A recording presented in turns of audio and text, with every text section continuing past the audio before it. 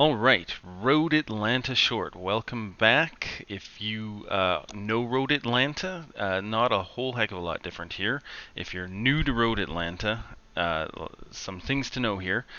This is going to probably be a pretty crashy track, especially in the first couple of laps until some separation happens. Turn one, the last chicane, can be very crashy, so watch out.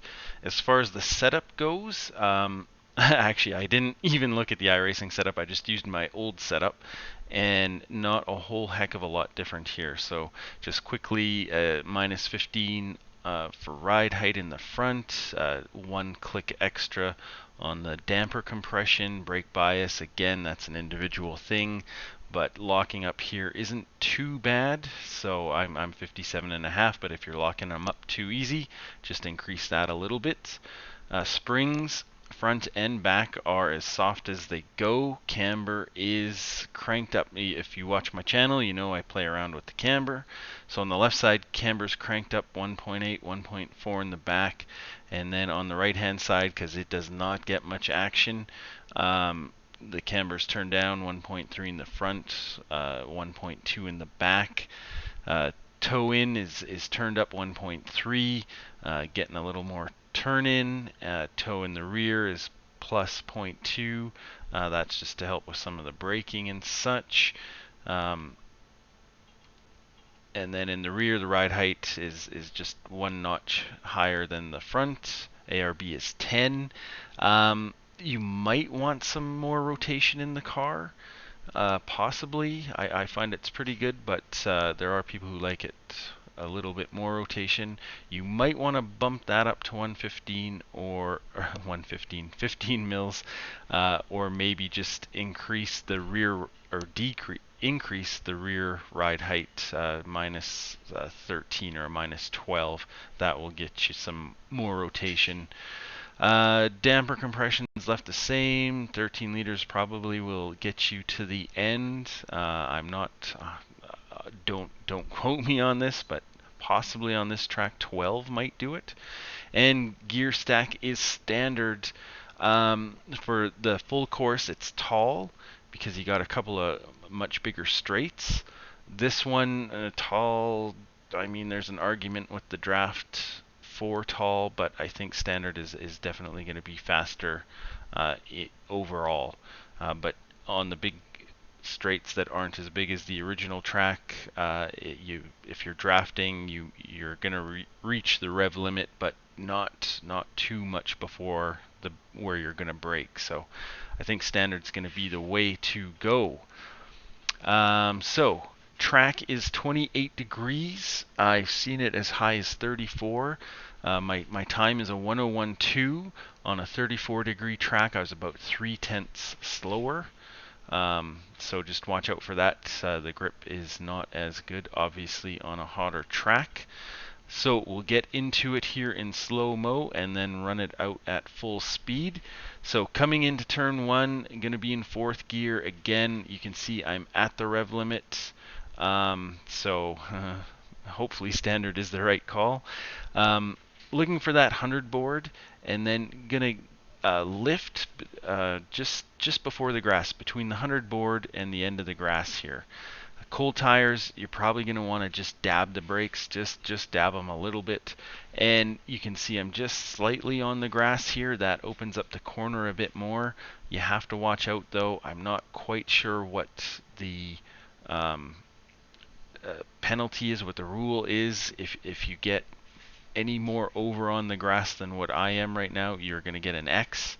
So not the end of the world. It will actually get you some more time. It will cost you an X. So if you're trying to break away from someone or trying to catch up to someone, you may want to take it a little bit wider and just risk that X. Again, not the end of the world. In quali though, it's obviously going to be a problem. So in fourth gear, lifted, and then at the end of the pavement here, shifting down into third, and just you have to feel the car out on cold tires. Obviously you're going to be sliding a bit more. And then picking up the throttle here pretty quick. I like to make use of this curb. Getting your right tire on the curb, I find helps make sure you're not going to run wide. If you're right up against the curb, you're probably going to be all right. But if you're a tire width or two over to the left, you're going to be in trouble. If you are in trouble, do not hit the brakes hard. Just dab them and make sure you're not on throttle, because if you run wide here, that is a very bad thing. And lap 1, 2, 3, there's probably going to be a lot of people sliding wide. Watch out for that. Picking up the throttle. Make use of the whole track. I didn't quite make use of the whole track here. I probably could have got on the throttle a little earlier. The trick is you can come right up against this curb, but you can see this curb is one of those triangle curbs. If you get your tire all the way onto this curb, it is going to grab you and want to pull you into the grass. So you are going to have some trouble to deal with, and you're going to be going a lot slower. So still third gear, get yourself over towards the right. You don't have to get all the way over to the right. This is going to be another big battle. People are going to be going for the inside here and defending, so watch out for that. In third gear, this section is very tricky because it's blind corners. So coming up, you want to kind of be, pointed towards this tree. You want to be over to the left-hand side and just lifting before the curbs here, and then getting on the brakes halfway through. This white line is a good marker. However, if there's a car or two in front of you, it's going to be tough to see, so it's just going to take some practice and feel to know. It is important to get the car slowed through here. You can come in hotter, but you are going to cost yourself a lot of speed. And then at the end of this curb, turning into the right, and again, this is blind. This is just going to take practice, but basically, if you can see, and depending if there's a car in front of you, you're kind of wanting to head towards the track, the separation here between the trees, and get the car turned in. And it's really important to go fast, to cut this corner as much as possible, keeping your left tire on the track. If you get onto this yellow line, the curb, you are going to get an X, and if you cut the track even more, you are going to get an extremely painful slowdown. All the slowdowns here are so painful because they're usually before a fast section. Now on the first lap, on lap 2, there can be a lot of carnage through this section. You can go through the runoff area here, but especially if you're in the middle or at the end of the pack, if there's carnage up ahead, it can be a lot safer just to go through here. You get a slowdown, but because you're going through there anyway, the slowdown gets eaten up pretty good. The only risk is you might get a cone stuck on your car, so it is an option to get out there. And then I came in maybe just a touch hot here. Would have liked to have been a little bit over to the right, but keeping it close to the curb here, close to the left-hand side, a little wider probably is better, especially on cold tires. The tires are hot now, so I can keep that tighter line and didn't have to lift. And then again, some unsighted stuff. You want to make sure you are on the left. I don't recommend getting onto this curb. It is downhill, and when you turn the wheel, if your wheel is on this curb, it is not going to like it. So keep it on the pavement. Turning in towards the end of this curb here, again, it's kind of unsighted, and it is important to keep that throttle pinned. This section is, full throttle for quite a ways. You can get a little bit onto this curb, not necessarily ideal, and if you are going too wide through here, one or both of you are probably going to die. So watch out for that. This is not a good place to pass. It's a lot of risk. But you do want to get onto this curb. This curb isn't one of those triangle curbs, and this is going to help open up the new turn for this short track.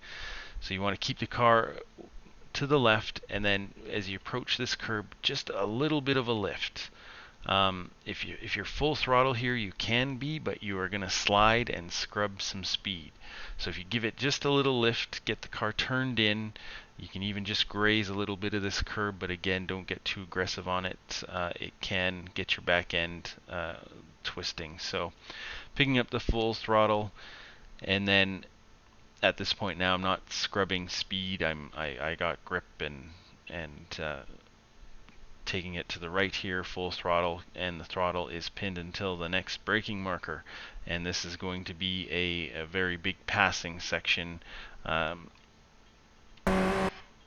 So you may want to be on the left-hand side if you're defending or trying to pass. So watch out for that. This is a very big passing area on this track.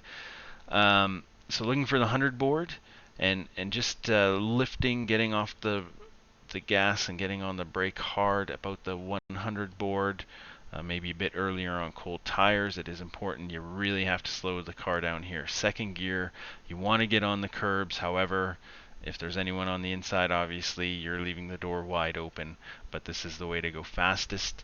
You have to slow the car down for this, because for the second part of the chicane, you want to be on full throttle. You do not want to lift. So it is important to slow the car down.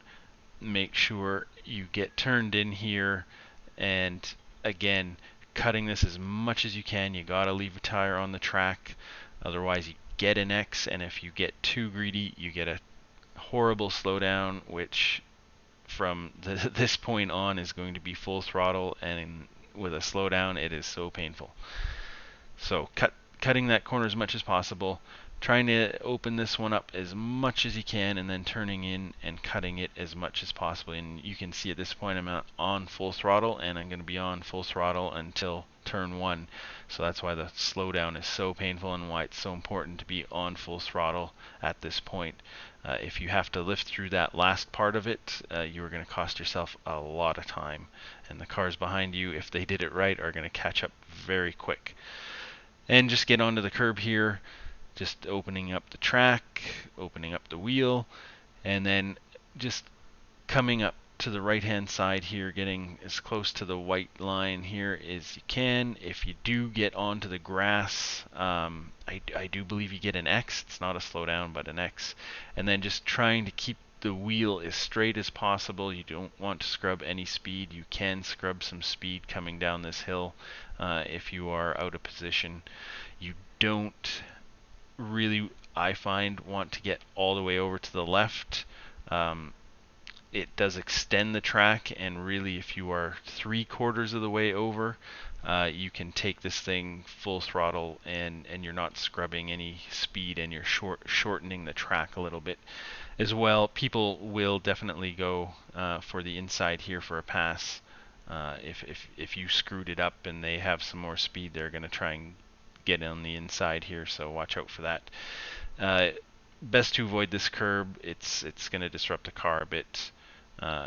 And if you've done it right, it's full throttle. You don't have to worry about sliding right. If you did come in too narrow, if you were passing someone or what have you, you're out of position, you do have to watch. You can slide a little wide here and get onto the grass. It shouldn't cause a crash, but you will get an X.